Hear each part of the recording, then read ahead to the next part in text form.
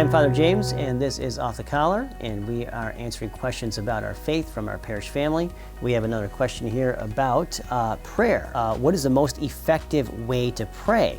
So we have several different types of prayer. The Catechism of the Catholic Church will talk about different forms of prayer.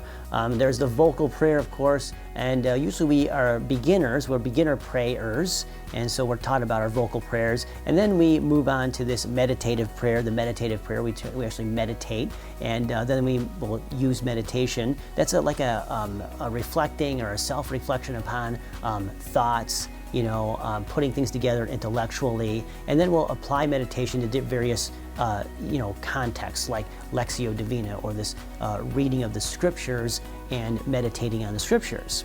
So that's meditation. Then we move on to contemplation is this next stage, or this higher level of prayer, where we are just being with the Lord, and we try to take all of our thoughts out of our mind. We have to stop thinking.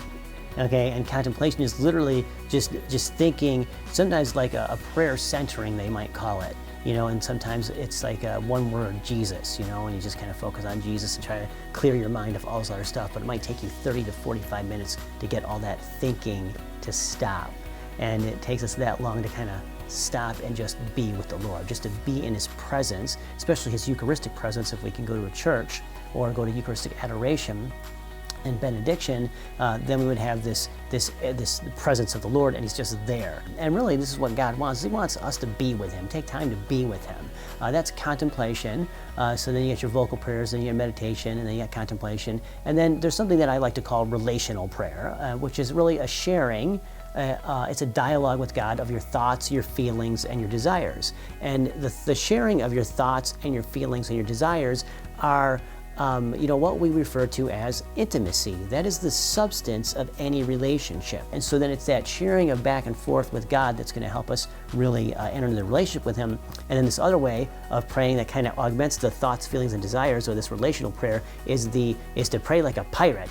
R. Okay, so ARRR is an acronym for acknowledge, relate, receive, respond.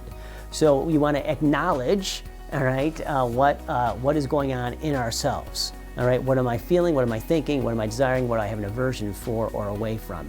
And we relate them to God. So then we relate them. We tell God about them, and then He responds.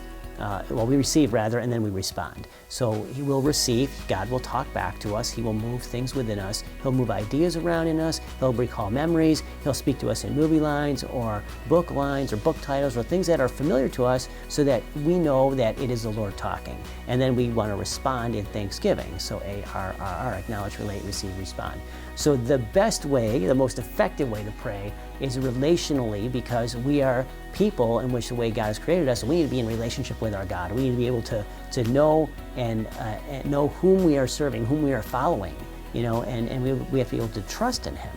And we can't trust a God whom we're not in relationship with. And so if I'm not praying at all, if I'm not talking to God at all, if I'm not taking time for prayer daily, I'm going to fall out of relationship with God.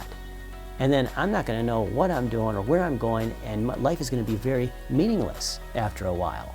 And so then we need to keep that connection with God, and usually the dialogue or the relational prayer, I think, is highly recommendable, because that's how I pray every day with God, is to talk to Him.